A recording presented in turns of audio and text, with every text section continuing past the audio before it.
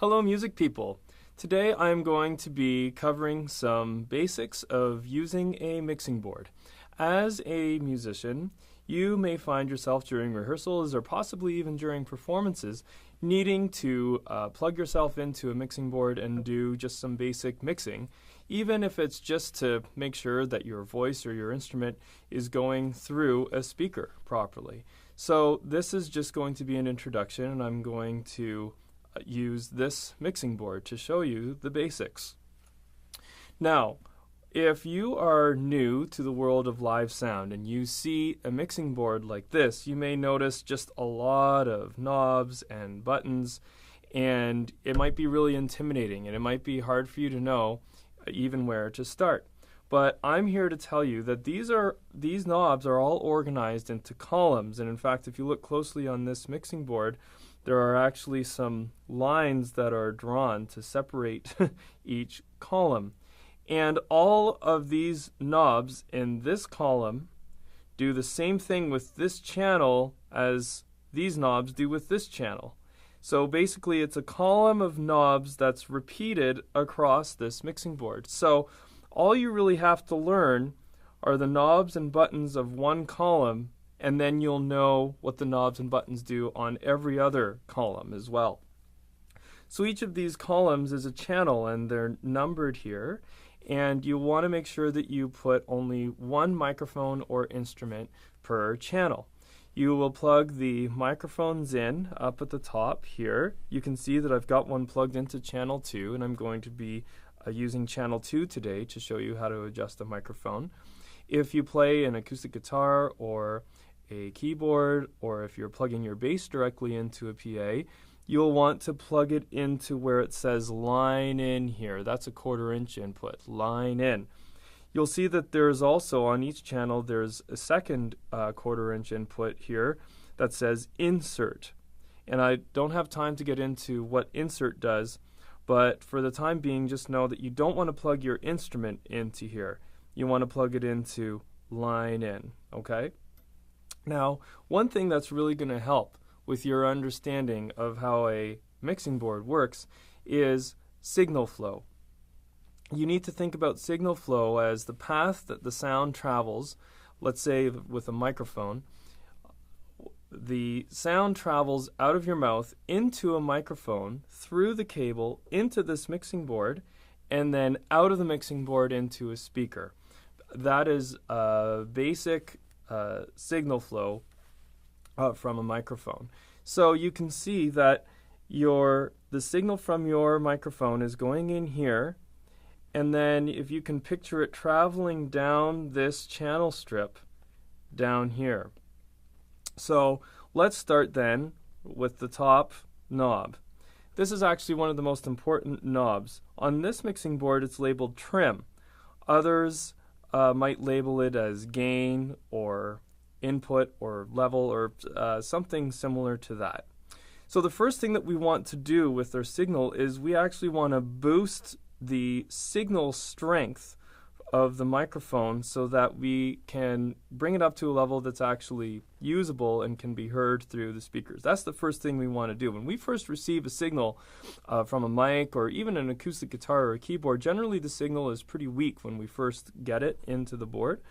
And I could go on, I could make a whole separate video about how to determine your gain level.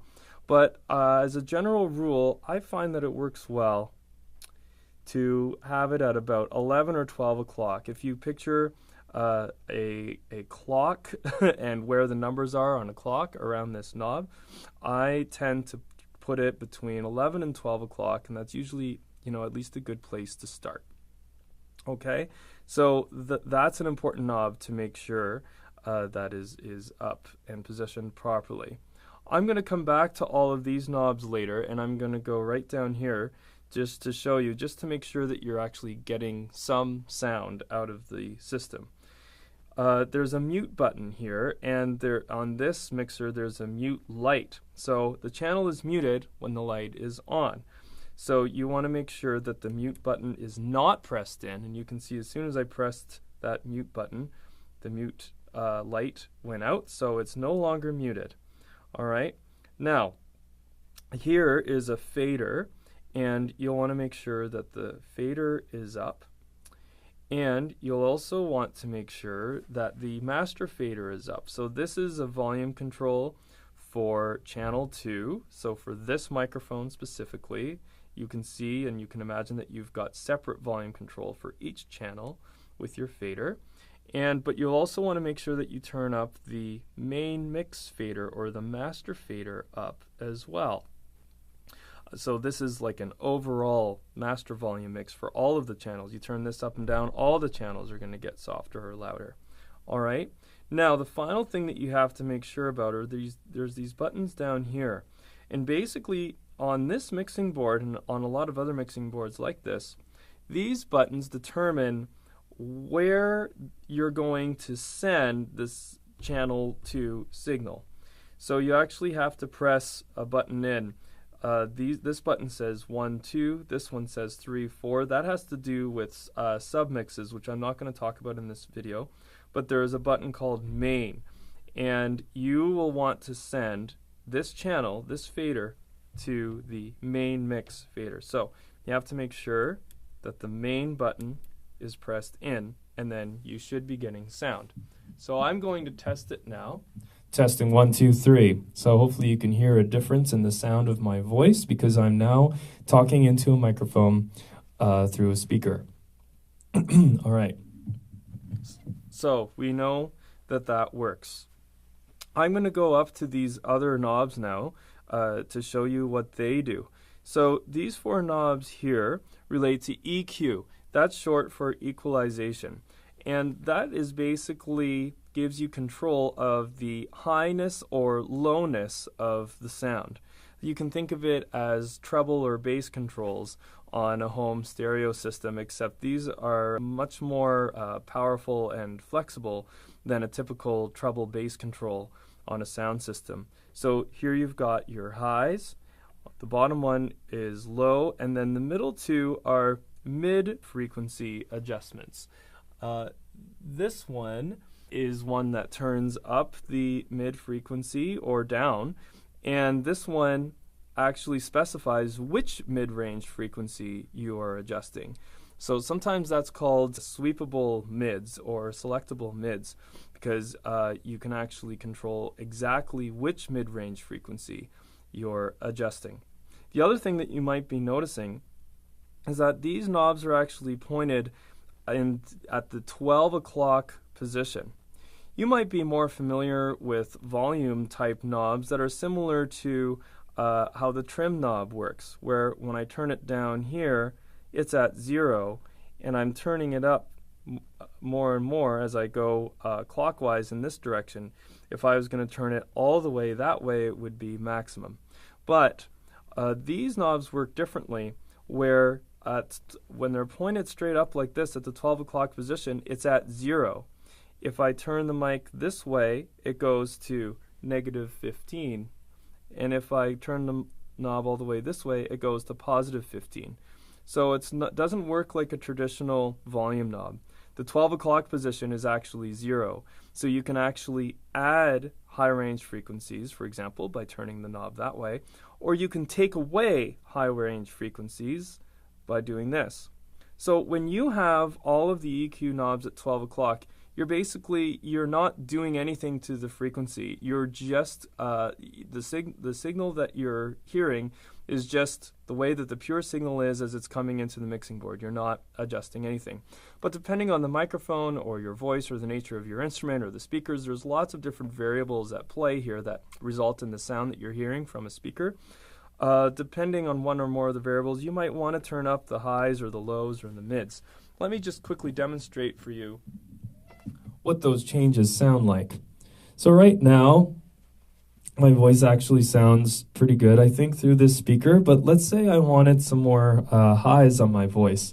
I can turn it up, and you can hear my voice is sounding higher. There's something more crisp about the sound of my voice. All right? And then if I turn it the other way, now my voice is a lot more bassy because I'm taking high frequencies away. All right? Let me show you the same thing with the low EQ knob. So I'm turning the lows up, now my voice is getting a lot more bassy, okay? And if I turn it the other way, now you can hear my voice is a lot thinner sounding because I'm taking the low frequencies away. Okay, let me demonstrate the way that the mid frequency knobs work. So let's say I want to add some high mid-range kinds of sounds. So first I'm going to turn this knob this way to specify some higher type frequencies, and then I'm going to add it here. Test 1 2, test test test. So my voice is getting a bit higher, but it's not as extreme as when I was adjusting the high knob, right? Or if I want to take away that frequency, I can do this, all right? So now my voice is getting a bit bassier sounding, and but maybe I want to add some low mid type frequencies. So I'm going to turn this knob here to select the a low range frequency, and then I'm going to turn this up, and yeah, you can hear that my voice is getting bassier. And if I turn it this way, my voice is getting more treble-y sounding. So keep in mind that if I have this knob, this one, at 12 o'clock, and if I move this one around, there's no changes happening because this is just a frequency selector. But this one, which is turning up or down the volume of that mid-range frequency, this one's just at 0, so I can move this knob all I want. There's no changes happening. It's only when this knob is moved, either plus or minus, when you'll hear a bit of a difference, okay? I'm going to move down to these knobs now.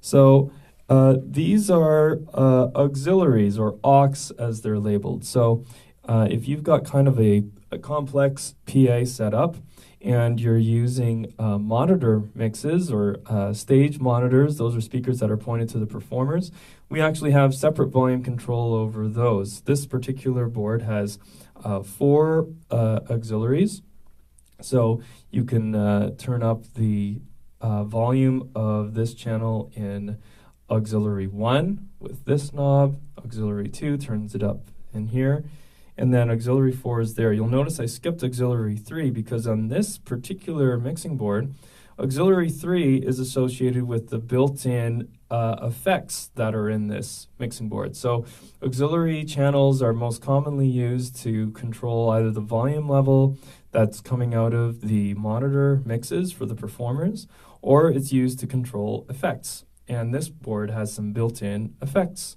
I've got my master effects control on this end of the board, and there's a little legend here that shows you which number on this LED screen is associated with which effect. So right now I've got a room reverb selected, and I actually have my master auxiliary controls here. So if, let's say I want to add some reverb to my voice, what I want to do first is I want to turn up the master effects knob a little bit here,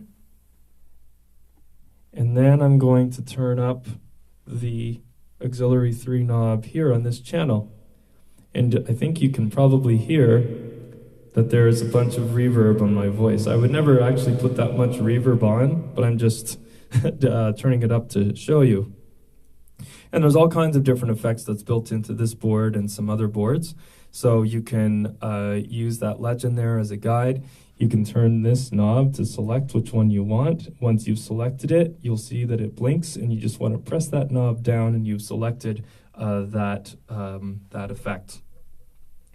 There's also a pan knob, so you can actually pan all the way to the left speaker or to the right speaker if you want to, but you won't want to do that very often. And so that is basically it for this mixing console.